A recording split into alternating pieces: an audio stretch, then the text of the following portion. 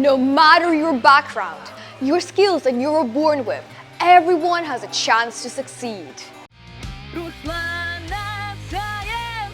Today, I will introduce to you Gil Petersil, who was diagnosed with dyslexia in his childhood and struggled with his studies.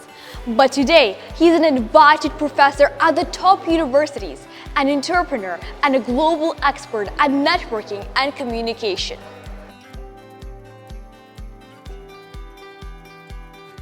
Hello, Mr. Gil.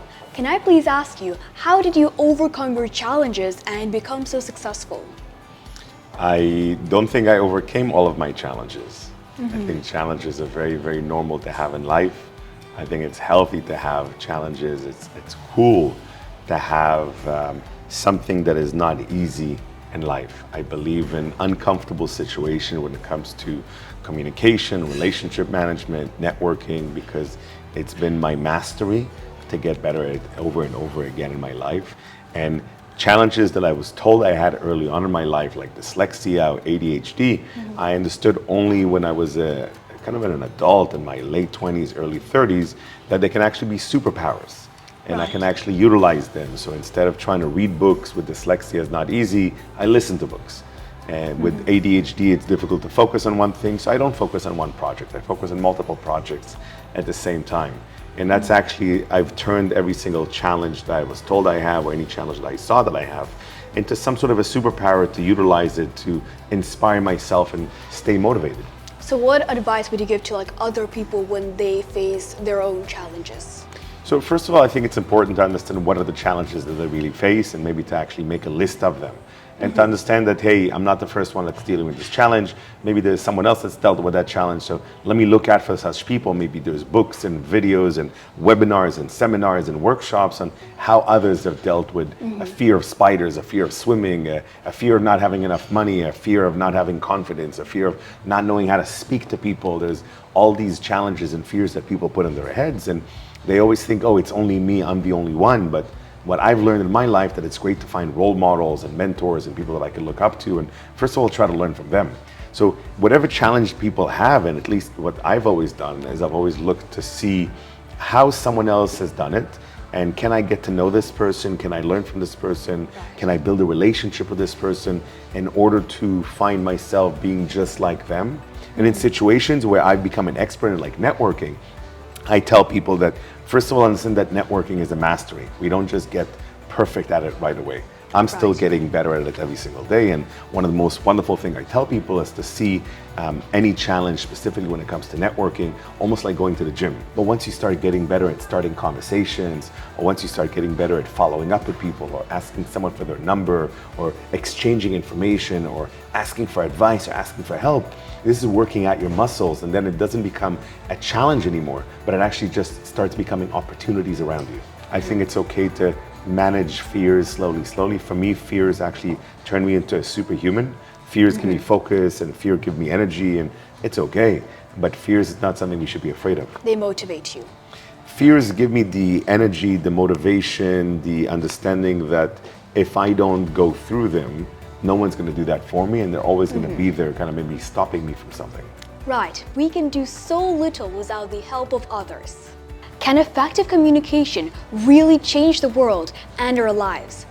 So Gil, can having the ability to communicate effectively with other people help with our studies in school, for instance? So developing communication skills helps with everything we can imagine that is possible in life.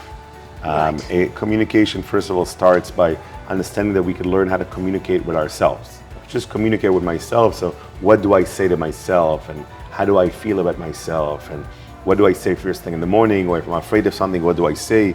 If I want to go talk to someone, am I coming up with reasons in my head not to walk up to them?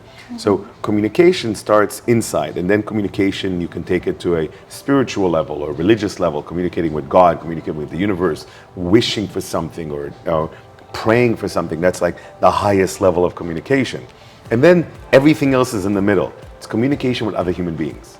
It's really beautiful. But communicating with people helps us to get what we want. If we like the food that's there right now in front of us, we could say, thank you very much, I'd like to have some more. Communication helps us to ask for help. It helps us to ask for more of something, or or it gets us in a position where we can say, please no more, I don't want to eat this, or I don't want to study, or I'm tired. Communication helps us move forward in life. I'm a huge believer that, for me, relationships have helped me to progress in life. They've helped me to go to the next step, like a game. Everyone who loves like the next games level. wants to go to the next level. Communication just helps us constantly go to the next level in life. So if we speak other languages, like I've had to learn a lot of languages, and English being my third language, I had to understand that if I learned English, I can go to the next level. I can make new friends in a new country. I could speak to my teacher. I could speak to the shop. If I learned another language, I can travel more and speak to people that would usually not be able to speak to me. Even if I learned coding, like computer language, wow, suddenly I could speak to computers. It expands everything a lot more. Communication just puts us in a position where we can constantly upgrade our life and feel a lot more freedom. Right, thank you. So what is networking, and when is the best time that we can start learning and practicing it? So, networking is something else to everyone else. Depending on who's watching this, they might not even know the word networking. My kids, I have 3 young kids. They're 2, 4, and 6 years old. And when my daughter turned 5 years old, before her birthday, I sat her down and I told her a little bit more about networking. I asked her if she knows what daddy does. So she knows, yeah, I'm a speaker, and she knows that I help people. She doesn't know what a coach is, but she knows I have to help people. And I told her that I speak about networking, and I taught her about the word networking. And to her level, for a 5-year-old back then, this is a year ago, now she's 6, I simplified it and I said, networking is making new friends, and networking is asking for help, and networking is being nice to strangers, and networking is being able to connect with anyone, anywhere. Networking is being able to ask for help if you need it. Networking is being able to make new connections and new friends. Networking is helping someone else if you see them alone. Networking is sharing. Yeah, and this is what I said to a 5-year-old. For adults, I say that networking are a set of tools and habits or rituals that can help us constantly grow in our life. It can help us build a community of friends and maybe teachers and maybe future business opportunities, someone that can help us make money. Maybe we can make money ourselves, or we can help our family make money. And networking just puts all these people around us that we could choose to learn from them, we could choose to help them, they can choose to help us. And the great thing about networking is that we've been giving billions of people to choose from. So networking is not ever ending. Networking should never stop. Like, just because someone has a job, maybe they use networking to get a job, they shouldn't stop networking, because they can improve themselves inside of the job, or they can make new friends, or they can move to another job. Or networking be used in a school. If you have a few friends in school, but maybe you find yourself in a position where, you know what, you don't feel comfortable with them, or you feel bullied by them, or you feel peer pressure by them, and you feel that this is not the right friends for you, and you're not sure how to deal with it because this is your friends in school. Networking would put you in a position where you could say, well, there's all these other kids in school. How can I start making new friends? And that's when we start asking ourselves questions. How do I suddenly change tables and go sit somewhere else with some other people? So kids can change tables during lunchtime. Adults can change who they go out with in the evening. So networking is this ability to constantly build relationships around us, deepen the relationships we have already, so go deep and see how we could be vulnerable with them and ask them for help, or tell them what's difficult for us or sad for us, or see how we can help them, how we can inspire them and motivate them. There's this saying in English that I really love. It's called co-elevation. When you have amazing people around you, and because of them, you slowly go up in life. So if you want to learn how to play like basketball really well, try to play basketball with people who play really well. And that's how you're going to grow your levels. If you want to learn how to play a really cool game on a computer really well, don't play it with people who've never played before. Try to play with people who have been playing it for a while, and you'll raise your standards. And that's the beauty of networking, because we become an average of the people who are surrounding us. So networking is like neurons in our brain. The more neural connections, the more capabilities our brain have. And the more people we know, the easier it is to communicate more effectively, and the better we can achieve. So what other practical skills do you advise to obtain? So I think in general in life, there's way too many skills that everyone needs to have. Networking for me is the most fun one, but Yes, of and course. networking comes very much close with communication. But then you can actually look at it as a much wider. So learning how to negotiate with someone so that you can get your way, you can get an upgrade in a hotel, you can get more dessert if you really want to. It's great. Learning how to make new friends or learning how to speak with your body. Body language is so important. It's a huge part of course. networking. And a lot of people don't understand that if you learn how to speak with your body, even if you don't know proper sign language, but just you learn how to use your body to get something done, this will give you a lot of opportunities to connect with a lot of people. So I believe that communication is so vast and so complex, and there's so many abilities that people can learn how to do. And of course, learning just how to support someone and lift someone up and inspire them and motivate them, for me is one of the greatest skills that someone can pick up. Right. So you have just returned from Bali to Dubai. What do you think the main difference is between Bali and Dubai? So Bali for me has been home for the last few years, and it's been an incredible place for us to develop a growing family. It's a great place for me to be a philanthropist. It's a place that's full of nature and rain all the time, and it's a very, very different culture, of course, because it's mostly Hindus in Indonesia. So it's a Muslim country, but it's mostly more than 80% Hindus living in Bali. So the effects that they have on us as foreigners living there is absolutely amazing because of the traditions they have to be extremely grateful and to constantly have ceremonies and prayers where they show gratitude. And I love that very, very much because for me, I'm a very grateful person. I try to see the world in abundance all the time. I love being around nature. I love that I have a river right next to my house. And I love that I'm in a place where there isn't big buildings and there isn't skyscrapers, and I like that I'm away from the city. Being back in Dubai for me is great. I've been coming to Dubai now for the last 2 years. This is my 8th trip here, and every single time I come, I love it because it's a city where dreams come true. That's true. For me, it's a business playground. It's a place where everything can happen. We go from desert to wow metropolitan, and this is how I think life is. We should plant a seed of a relationship, plant the seed of an idea, and if we bring the right people around us, we can turn it into a dream, and that's what Dubai is for me.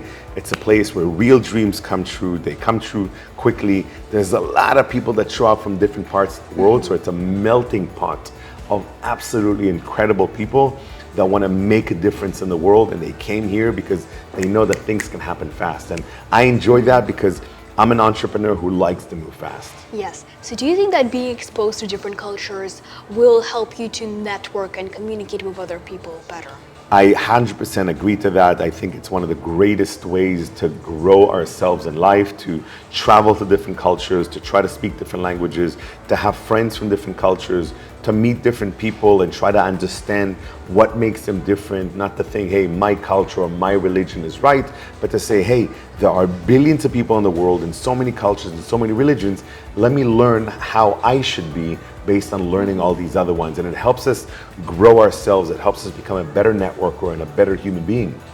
Right. And the final question is, what technique would you suggest to shy people and introverts? So, you know, many people might not believe this, but I'm an introvert by nature. I was born an introvert. I'll always be an introvert. Really? And it's only my wife that will sometimes say, hey, I see the introvert inside of you. But it's something that I have managed to hack. I've managed to reprogram myself because being an introvert and being shy until my early 20s was really difficult for me. I was moving countries and I found it very difficult to make friends or to find a girlfriend, or I found it very difficult to move up in my job and to, you know, be able to shine my light within the company itself. And what I have found is that there are so many different life hacks to doing it. So if someone is shy, first of all, they need to understand, what situations am I shy in? Am I shy when it comes to talking to people? Or is it presenting in front of people? Am I shy in talking to girls or boys? Am I shy in speaking to my teachers? And then trying to understand, hey, what would happen if I wasn't shy in this situation? And let me just try. And again, it's being a little bit uncomfortable. It needs to be a little bit challenging, maybe the first few times. For example, public speaking is something I've done over 1,000 times in my life. And the first 100 times were really, really challenging. I was scared, I was nervous, I was sweating, I was shaking, but I knew that it's something I love doing because I saw others that I looked up to. I saw my mentors doing it, and I was like, I want to be like them, because wow, he's an introvert, but now he's shining light. And wow, he used to be shy, but now he's got all these fans. And wow, look at this guy. He's an immigrant just like myself, but now he's a successful entrepreneur. Maybe if I follow in their footsteps, I can step out of my comfort zone. And introverts are absolutely amazing people because they have attention to detail. Introverts are very sensitive to their surroundings, so what I would suggest to introverts who want to maybe go out to social events is not to stand in the middle of the event, where there's a lot of people all around, but to maybe stand somewhere a little bit more in the corner or near a wall and talk to 1 or 2 people instead of talking to 10 people at the same time. I always suggest to introverts, instead of standing at parties, maybe sit down with a couple of people and talk to them. Or instead of always going out or looking to who to connect with, maybe invite some friends over to your home because you're more comfortable at home.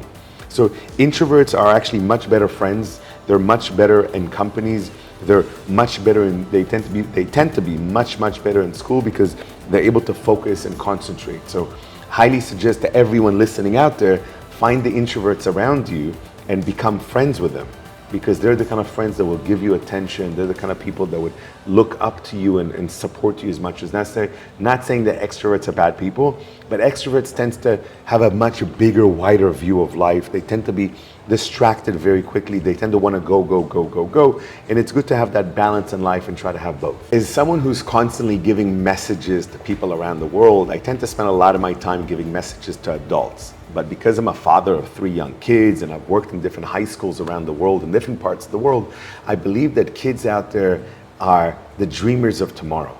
So I want to make sure that you understand to never stop dreaming, and make sure that when you have a dream, to constantly share it with people who also have dreams. And if someone stops you from dreaming, look for other people who are dreamers like you and build those connections around you. Write down your dreams, share your dreams on the internet, share your dreams with your family, with your friends, with your teachers, and make sure that you're constantly adding to them. So dream big and share it with others.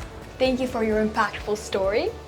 Have no boundaries, no limits, and follow your dreams. That was Ruslana Science. Ciao.